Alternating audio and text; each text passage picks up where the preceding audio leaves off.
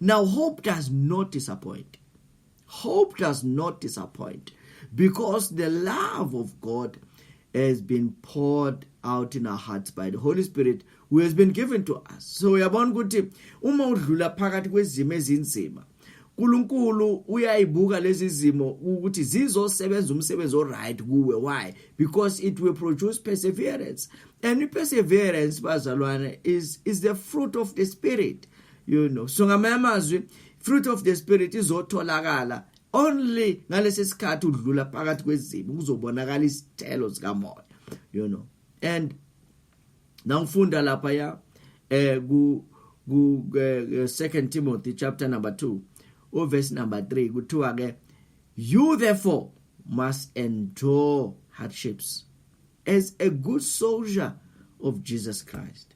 You must endure hardships as a good soldier of Jesus Christ. uJesu bazalwana akazange wabalekela izimo ayikade ehlangana nazo, akabalekanga. Ingakho even nesiphambano, the greatest challenge ahlangana nayo yokuyolenga esiphambanweni akayibalekelanga, ngoba wayazi ukuthi kufanele adlule lapho enemva kwaloko uya enkasimulweni.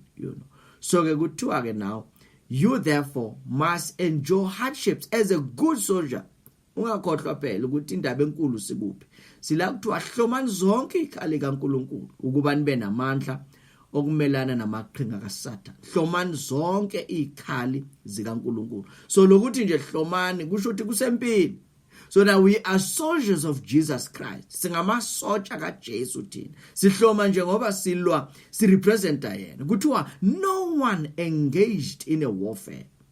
No one engaged in a warfare entangles himself with the affairs of this life. So akekho umuntu othuma esengena empini, impi kamoya bese anaka kakhulu izinto zalokuphila, that he may please him who enlisted him as a soldier. Ufuna ukujabulisa lo okufakile, ukuthi ube yisotsha empini yakhe, wakufaka wathi wena uzongirepresenta, uzolwa izimpi engikuhlelele zona. So uma uNkulunkulu ekuhlelele lokho kubiza ukuthi unganaki kakhulu ukuthi izinto zalokuphila zihamba njani, unaka ukujabulisa yena. Kuthiwani? And also if anyone competes in an athletics, he is not crowned. He's not crowned unless he completes according to the rules. Unless he completes according to the rules. Ngamanye amazwi ufuna understand ukuthi there are rules of engagement, So kunama rules bazalwane. Kunendlela ekufanele senze ngayo njengabantu abakholwayo naphakathi kwezimo. Yingakho ukubekezela kubalulekile. Bekezela kubalekile, ungabalekeli izimo uNkulunkulu aye wavuma ukuthi udlule kuzo, uzibalekele wena, ubaleke uze ungathola umqele wakho. Kunomqele bazalwane esewuthola, even nje umqele wokubekezela, ukuthi nje ubekezelile uyothola umqele. Ngakho kuthiwa bekezelani inkosi ize ifike, ngoba inkosi iseduze, So ukubekezela kwakho kuzaba kunomqele ngelinye ilanga. 1 Peter chapter number 5 verse number 6 to 9. Kuthiwa, therefore, humble yourself under the mighty hand of God. Humble yourself under the mighty hand of God, and that he may exalt you in due time. Zithobeni phansi kwesandla sikaNkulunkulu ukuthi aniphakamise ngesikhathi esifanele. Kunesikhathi esifanele sokuthi uNkulunkulu akuphakamise, kodwa akazi ukuphakamisa ungazange wazithoba. Bese lithi ke, casting all your cares upon him, for he cares for you. Nibe niphonsa, uyazithoba phansi kwesandla sikaNkulunkulu, uhlangana nezimo ezikhathazayo, uyaphonsa, uphonsela kuye. Casting all your cares upon him, for he cares for you. God cares. Jesus cares for you. So you must cast all your cares. So as you humble yourself, you are casting all your cares upon him. Every time you meet some challenges, you're casting all your cares upon him, for he cares for you. Be sober. Be sober. Be vigilant, because your adversary, the devil, walks about like a roaring lion, seeking whom he may devour. Uyabona? So fanele uvula amehlo uhlakaniphe, ngoba wazi ukuthi isitha sakho uSathane uyahamba njengebhubesi selibhodlayo elifuna elizomgwenya. Kuthiwa resist him, melanani naye, steadfast in faith, niqinile ekukholweni. Melanani naye, niqinile noma ngabhodla kangakanani ngeke ayiqede impilo yakho. Noma ngabhodla kangakanani, noma ngahlasela ngayiphi indlela, ngeke ayiqede impilo yakho. Kuthiwa resist him, steadfast in faith, knowing that the same sufferings are experienced by your brotherhood in the world. Uyayibona ke manje? So yenye izinto lebazalwane ekhuthazayo ukuthi uma udlula phakathi kwezimo, wazi ukuthi you are not the only one odlula phakathi kwezimo. Akuwedwa, bakhona nabanye abakholwayo, abadlula kuzo lezo simo. Bakhona nabanye abadlula lapho. So you are not the only one, So ke iyo into ezokusiza le ukwazi ukuthi hayi nami ngiyabekezela ngoba bakhona abafowethu abadlulile ezimweni ezinzima, ene nabo benze njani? Babekezela.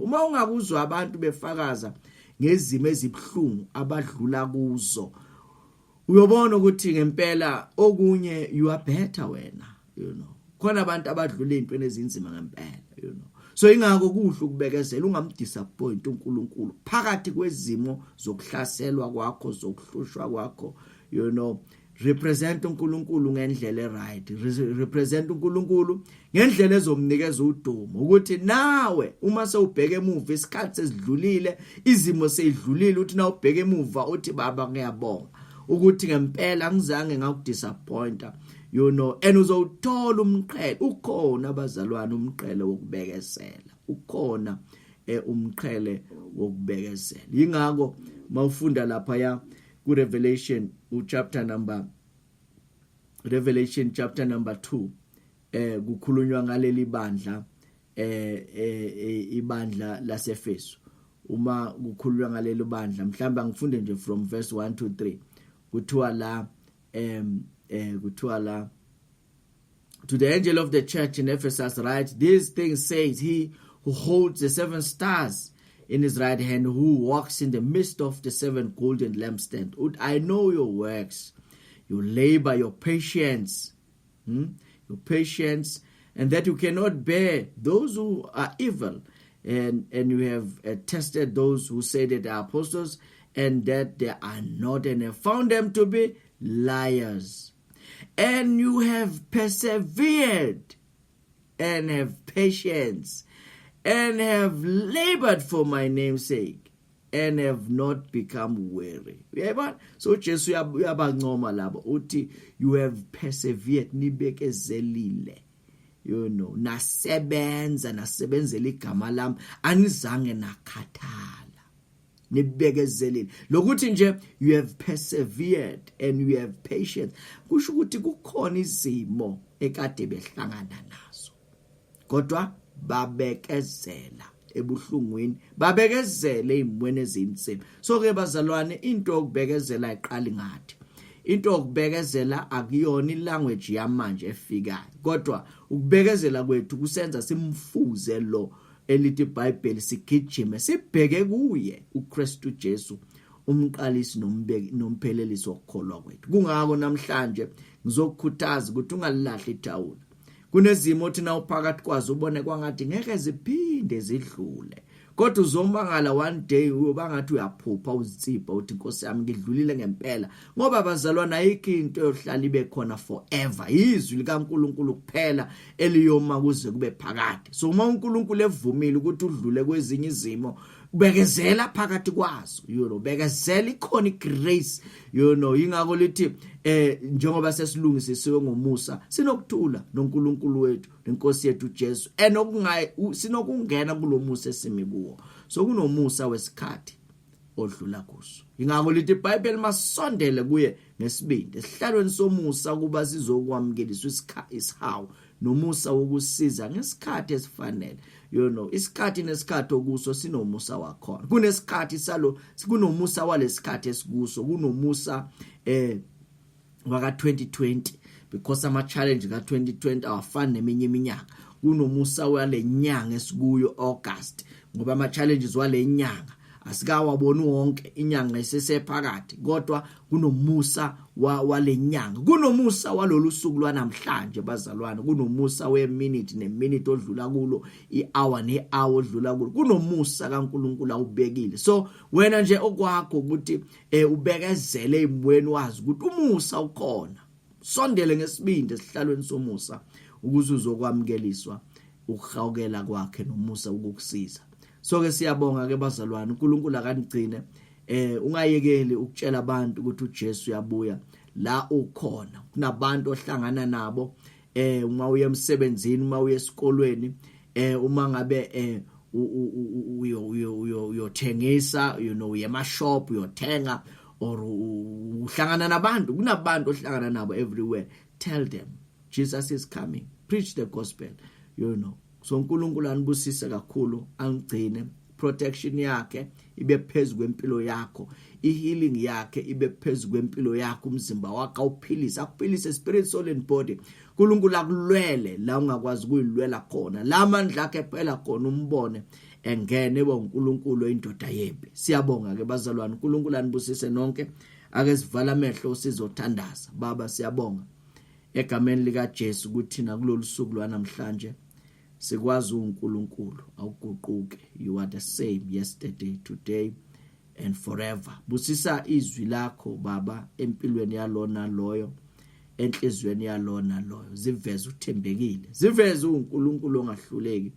Elithi izwi lakho, if God be for us, who can be against us? Siyabonga ke namhlanje zimbule unikeze lona lwamandla. Sikhulekela Baba iminyanga evulekile, sikhulekela iprovision yakho, khulekela Baba ukuthi lona loyo umlwele ezimpini ahlangana nazo, umnikeze amandla okubekezela egameni lika Jesu. Siyabonga, udumo lonke silinikeza wena in Jesus mighty name, amen. So siyabonga ke bazalwane, uNkulunkulu anibusise nonke.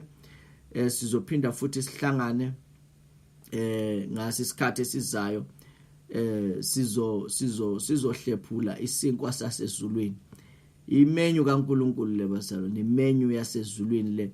So ungayeki ukuhlala ezweni, ungayeki ukuthandaza, ungayeki ukutshela abantu ngendaba yasezulwini, ukubuya kwenkosi uJesu. Thank you so much bazalwane, God bless you.